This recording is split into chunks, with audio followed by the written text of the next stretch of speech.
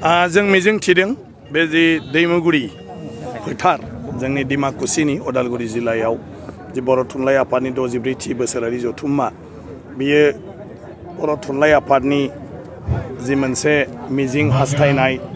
बेबायदियै बेवहाय सावरायनानै मोजाङै मोजां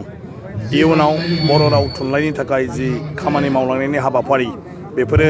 जाफुंसारगोन। जोङो बानजाय आफादनि जानानै आरो डिमाकुसिनि रायजो राजा उदालगुरि जिल्लानि जोंनि गासै मावथिफोर जोङो हागौमानि नाजादों जाहाथे बे जथुम्मानि मोनफ्रोमबो हाबाफारिया गासिबो बिथिङाव खुनु थाबथानाय गैयाजासे आरो उसुबिदा गैयाजासे जाहाथे सोलिनो हायो। बेवहाय दिनै माखासे मोजां आयदाफोरनि सायाव सावरायनाय जादों। मोनसेया जाहैबाय जाय सुबुंफ्रा बर' नङा नाथाय बर'जों थाफानानै बर'नि खामानि मावगासिनो दं, बर' रावखौ बाहायगासिनो दं, बेफोरबायदि सुबुंफोरखौ मान होनायजों लोगोसे बिथांमोननि गोसोनि मोन्दांथिखौ बेवहाय लानाय जादों। मैया बिथांमोना फैजोबदोंमोन। जों गोबाङानो बावनानै थानो नागिरो जे इस्माइल हुसेन मानव गेदेर बिथाङा जुदिअ बर' नङा नाथाय बर' रावखौ दिनै इउनिभारसिटियाव फोरोंगासिनो दङ आरो गिबि बिथाङानो गुवाहाटी इउनिभारसिटि केम्पासनि बर' डिपार्टमेन्टनि हेडमोन आरो दा एसिस्टेन्ट प्रफेसर हिसाबै गुवाहाटी इउनिभारसिटियाव फोरोंगासिनो दं आरो जोंनि फ्राय बर'आव MA जानाय सुबुंफ्रा गोबाङानो बिथांनि फरायसा। दा बिथांबायदिखौ जों माब्लाबाबो बेबायदि मोनसे जौस्राङाव लाबोनानै बिथांनि साननाय, बिथांनि मोनदांनाय, बिथांनि नुनाय बेफोरखौ जोङो माने बुंहोनाय जाया बा मोनथिनानै लानाय जाया। आरो बेबायदिनो जोंहा गोबां माखासे आलासिफोर मैया फैदों जाय बिथांमोनहा सोरबा बर' बिजोङाव फरायदों, सोरबाया बर'आव माने मा होनो फोरोंगिरिनिबो खामानि मावदों आरो नङाब्लाबो बर' राव थुनलाइखौ बिथांमोना बाहायबाय थादों। बिथांमोन बायदि गासै प्रफेसर, सोरबा गाहाय फोरोंगिरि, सोरबा फोरोंगिरि आरो गुबुन माने ससियेल माने वार्कार बेबायदिखौ मैया गासैखौ बर' थुनलाइ आफादा हांख्रायजोबनानै बिथांमोननिफ्राय माखासे माने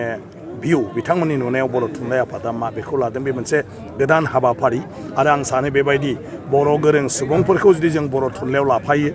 आरो बर' थुनलाइनि सरसा खालामो अब्ला लासै लासै बर' राव थुनलाइखौ गुबुन हारिफ्राबो माने बयबो बोजबगोन आरो बयबो स्टाडि खालामगोन, बर' रावखौबो बयबो सोलोंगोन, बेबायदि मोनसे आबहावाया फैगोन। बिनि अनगाबो जोङो जायफ्रा PhD खालामबाय आरो PhD खालामगासिनो दं बर' साबजेक्टआव, बर' डिपार्टमेन्टआव, बिथांमोननि गेजेराव मोनसे सावरायनायनि मोनसे हाबाफारि खालामनानै होनाय जादोंमोन जे दिनै बिथांमोननि जिथु माने संबिजिरनाय, जिथु स्टाडि खालामबाय थानाय, रिसार्च खालामबाय थानाय बेफोरनि बेलायाव बर' राव थुनलाइयाव माबायदि माने आंखाल दं आरो जायफोरखौ सुफुंनो थाखाय बर' थुनलाइ आफादा माबा मोनसे हाबाफारि लानांगोन। बेबायदि मोनसे मोजां मैया बे थुनलाइजों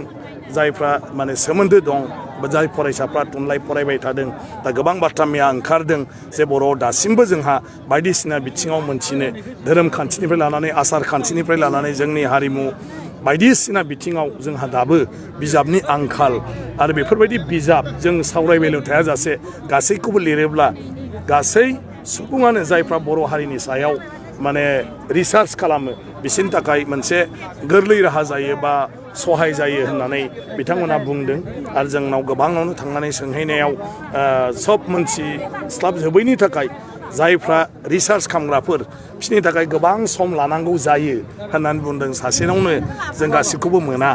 बेबायदि मोनसे बाथ्रा मैया ओंखारदों आरो बेफोरखौ जों बोरै फोलोमनो हायो बेखौ नाजानाय जागोन। बे मोजां हाबाफारि आरो दिनैनिफ्राय गोबांथार आयदानि सायाव सेमिनार लादों। दिनै मोनसे समावनो 2-3 जायगायाव सेमिनारा जाबाय थागोन आरो आं सानो बेफोर सेमिनारनि गेजेरजों जोंनि जायफोर जोंहा रिसर्स पार्सनफोर दं बिथांमोननि एक्सपिरियेन्सखौ बिथांमोना बेवहाय शेयार खालामोब्ला जों गोबां बाथ्राखौ आरो मोनथिनो मोनबावगोन। जों दिनै बे बर' थुनलाइ जथुमनि मुङै बेवहाय मोनसे बर' थुनलाइ आफादनि नेरसोनखौ, जाय जोंनि नेरसोन सिम्बल, बेखौ जुगामि गायसननो थाखाय आखायाव लादोंमोन। जों दिनै बेखौ जोंनि मानव गेदेर आफादगिरि सदन नार्जारि सारखौ लोगोआव लाफानानै बेखौ दासो जोङो बेखेवबाय आरो बेखौ जोङो राजस्थाननि अन्थाइजों दाननाय जादों आरो बिनि गोजौआ गासै माने मा होनो फ्राय 19 फुटसो जागोन गासै टटेल हानिफ्राय ओमफ्राय बेखौ जों बेखायनो खालामनाय जादों जे सिमेन्टबाबो मालाबा बायस्रालाङो माबा मोनसे मेटेलबाबो बायलाङो नाथाय बियो जुगामि थागोन अन्थाइया मालाबाबो हायावबो जेबो जाया गतिके मालाबा मानिबा जाहोनाव मिथिंगानि जाहोनाव जों जोबस्रांजोबोब्लाबो नाथाय जोंनि बर' थुनलाइ आफादनि बे नेरसोना आरो बे बर' राव गेवलांथों होननानै जि लिरनाय दं आरो जि बर'नि आर'नाइ आगर जेराव कामाख्यावनो महाभारतनि समाव दाननानै दोननाय दं बिनि सिना अरायबो जुगामि जानानै थागोन बेखौ जों गोग्गानाय मोन्दों बर' थुनलाइ आफादनि जथुम जायामोनब्ला बे बाथ्राखौ जों साननाय जानाय नङामोन बे जायगानि मानसिफ्रा आरो बेबायदि मोनसे जुगामि नेरसोनखौबो हयथ' जों गायसननाय जानाय नङामोन आरो बाखि हास्थायदों जे बयनिबो गोसोआ जाहाथे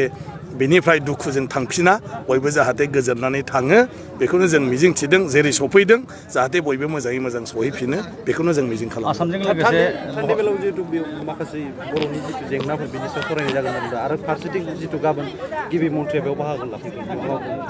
ना माने जथुमानो जोंना सावरायनायखा मोनफ्रोमबो बोसोरारि जथुमावनो बर' राव थुनलाइनि सायाव आरो बेबायदिनो बेजों सोमोन्दो थानाय आयदाफोरनि सायाव बायदिसिना जेंनाफोरखौ बे जथुमाव सावरायनाय जायो आरो जिल्लाफ्राबो मोगा मोगि जानाय माखासे जेंनाफोरखौ जों बोरैहाय जयैनो बेखौ सेन्ट्रेलाव मोनसे माने थांखि लानानै खामानि मावनो हायो बेफोरखौ लाबोनाय जायो बेनो जोंनि कनफारेन्सनि माने सिस्टेम आरोखि कनफारेन्सनि खान्थियानो बे आरो बे हिसाबै बे जथुमावबो बेफोरखौ रायज्लायनाय जागोन बाखि जों माखासे थुनलाइगिरिनि बादैबो जोंनि राजखान्थिगिरिफोर रायजो खुंग्रा मन्थ्रि ओमफ्राय जोंनि गिबि मन्थ्रि बिथांमोनखौ जों हांख्रायहरदों बिथांमोना फैगोन होनदों बिथांमोना फैयोब्ला नुयोब्ला गोसोआव मोनसे मोन्दांथि थागोन आरो जोंनि जेंनाफोरखौ माने सुस्रांनायनि बेलायाव बिथांमोनाबो माने मोनसे अनुभबजों थाबनो थांखिखौ लानो हागोन बेखौ जों मिजिं थिदों थांखिया बेनो जुदि मन्थ्रिफोर फैयोब्ला सोरबा फैयोब्ला बेखौ नुलाङोब्ला बिथांमोना एसे अनुभब खालामो मोनदाङो जे बियो बेसेबां माने गोनां